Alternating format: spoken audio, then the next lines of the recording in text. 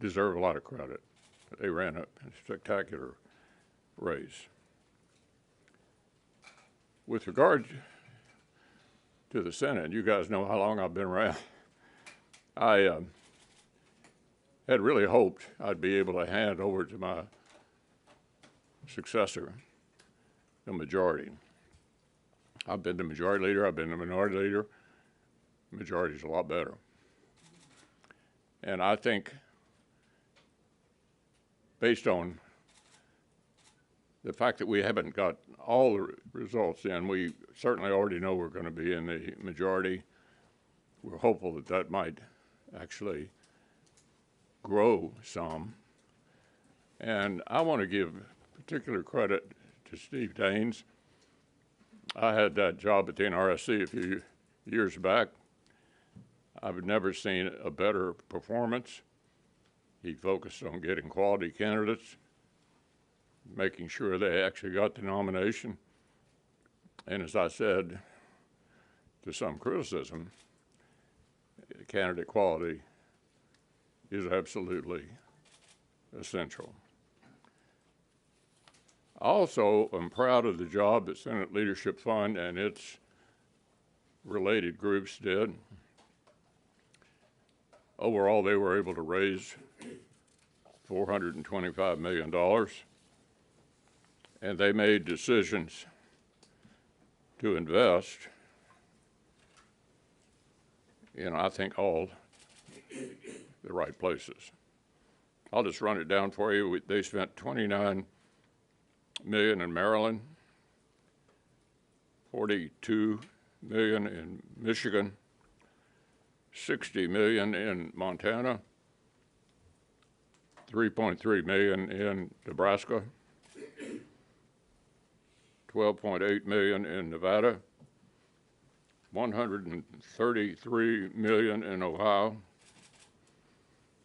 $82.7 million in Pennsylvania, $30 million in Wisconsin, and $3 million in West Virginia. So clearly what they were doing over there is focusing on the places where we had the best chance to win, and I think the results pretty much prove they made a lot of wise decisions.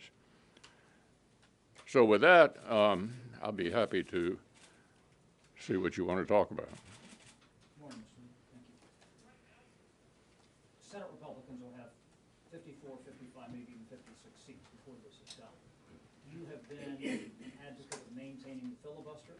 The former president, now the president-elect. You know, I'm glad you raised that. And what will you do outside of the leadership now to continue to advocate on that if there are forces here who try to get rid of it? I'm really glad you raised that. I should have covered that before. I think one of the most gratifying results of the Senate becoming Republican, the filibuster will stand. There won't be any new states admitted that give a partisan advantage to the other side. And we'll quit beating up the Supreme Court every time we don't like a decision they make.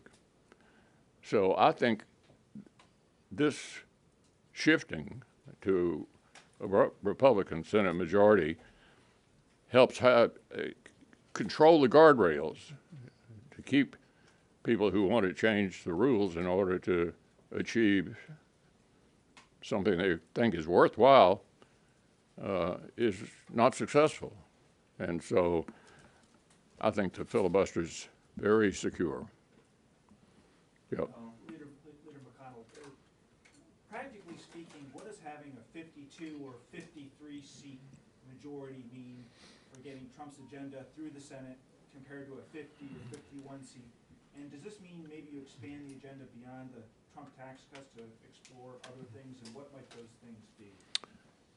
Well, we hear optimistic reports of what may have happened in the House, and obviously, if you were going to legitimately work around the filibuster, it would be through reconciliation. And so I think we'd be obviously more successful if we flip the House. And Speaker, I think, put out a statement saying he's optimistic. I hope that's the case. In March, you blamed former President-elect Trump and his inner circle on the delay to Ukraine aid. Are you confident that he's the best person to deter our adversaries?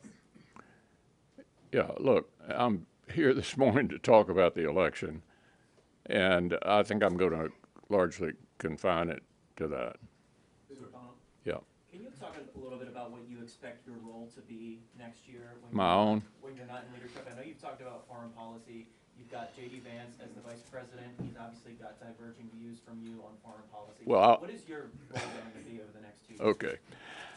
I'm not going to speculate about what anybody else may be doing. I thought your question was what I was going to be doing. Yeah. I'm going to concentrate on defense and foreign policy. I think this is the most dangerous time since right before World War II.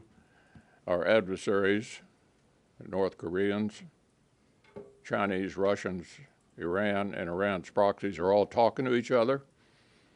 They have one thing in common: they hate us, and they want to diminish our role in the world. It may seem old-fashioned to some, but I'm still a Reagan Republican who thinks that America's role in the world is absolutely indispensable. Even if you're concerned about cost, it'd be interesting to know that at the height of World War II, 37% of our gross domestic product was being spent on the war. 37%, and we lost over 400,000 Americans. The Reagan buildup, without a shot being fired, was about 6% of GDP. We're currently spending 2.7. We need to ramp up defense spending in order to prevent a direct conflict with our adversaries. It's a lot cheaper to prevent war than it is to have one. And so that's the focus I'm going to have for the next couple of years. Senator McConnell, will you, do you plan to chair the appropriations subcommittee? I haven't made a decision. I'm hoping as former leader, you guys will care what I think anyway, and I don't think it'll have anything to do with committee assignments. Yeah. Are you anticipating any moves from the Democrats in the lame duck weeks coming up here? Well, we are going to have to figure out how to finish up the year, and that always involves a conversation between Senator Schumer and myself as to how we wrap it up, but those conversations haven't started yet. Yeah. Just a week before this election, your biography was released. And it included a lot of sharp criticisms of President Trump. Do you stand by those criticisms? Yeah, I'm not here to do a book review this morning. Yeah. Next week, your colleagues will choose the next majority leader. What should they take away from last night when they vote for the next leader? What can I take from last night? What should your colleagues take from last night when they choose the next leader? Candidate quality is essential. Absolutely essential. And I think we had the best candidates everywhere yesterday. You've been the majority leader in this situation with narrow majorities in the House and Senate. How challenging do you think it's going to be to keep the Republican Party together if you end up with full control? Well, you're a bit of a student of history, Burgess. Since senators became popularly elected in 1914, my party's never had more than 55. Democrats had massive majorities during the 30s, during LBJ, during Barack Obama. So obviously, the higher we get, the better. But this is not 60 votes, which is what they had at the beginning of President Obama. So I think we did pretty well with narrow majorities during the previous administration. 3 new Supreme Court justices, 54 new circuit judges, comprehensive 30-year overdue tax reform. Yeah, I mean, it's harder, but I think we were successful before with a narrow majority, and I think we will be again. Senator, looking at the results from last night, what do you take away from the mood of the country, where it is now, where it is headed, and how it lands according to your expectations? Well, if you're looking for a simple answer, I think it was a referendum on the current administration, in part. People were just not happy with this administration, and the Democratic nominee obviously was a part of it.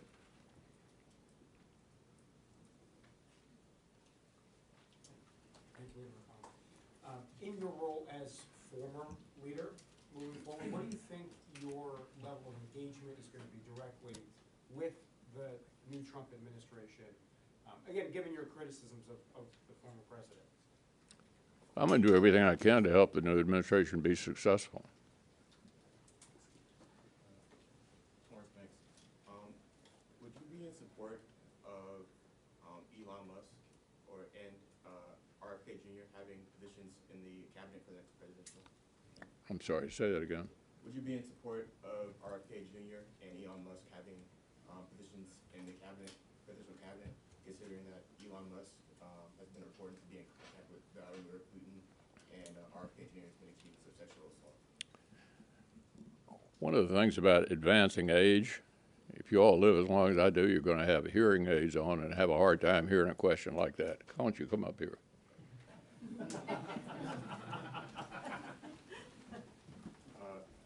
Lawrence Banks, notice. Would you be in support of Elon Musk and RFK Jr. having cabinet positions, considering that Elon Musk has been reported to be in contact? Yeah, I'm not going to get into that subject. Anything else related to what happened yesterday? Yeah. I'm wondering, President Trump and Senate Republicans sometimes butted heads in the first administration. Do you think the relationship will be smoother this time? What advice would you have to President Trump to dealing with the new majority in Congress in general? You know, I had a lot of dealings with him during the previous administration. I think we did a lot for the American people. Yeah. Do you expect any clashes with President Trump over nominees in case he goes more towards the economic populist route? I think it's way too early to tell who the nominees are going to be, and I think the Senate will treat them fairly. Carl? A lame duck question. Democrats have a lot of judges in the channel here that they could try and push through in these last few weeks. What do you think Republicans should do if that would happen? One advantage of being the majority leader is you get to decide what to bring up, and I think if that's what the majority leader wants to do, that's what we'll do, and each one will be voted on. Now that Republicans have control of the Senate and the presidency, how do you expect some lame duck priorities like appropriations to be handled? Is that going to be punted into the new year? How do I expect what? Appropriations and other big lame duck priorities to be handled. Well, I mean, I think getting our work done, which no matter who's been in the majority, we've not been able to do that very well for quite a while. Deciding how to spend the discretionary money that we have, which is not a very big part of what we spend every year anymore, is really important. And I would hope we would put a greater priority than the current Senate has on doing the basic work of government, which is deciding how much to spend, and getting it done as close to regular order as possible. Thank you, sir. I was hoping you could compare the 2017 Tax Cuts and Jobs Act extension that Republicans are pursuing now to the Bush tax cut extension that we saw. Are these comparable periods in policy now? and what does the Republican position mean for that? Well, I can speak for most Senate Republicans. We thought it was a huge success. It produced more revenue than less, and I'm sure virtually all of us would like to see most of that extended. Okay, I think we're through.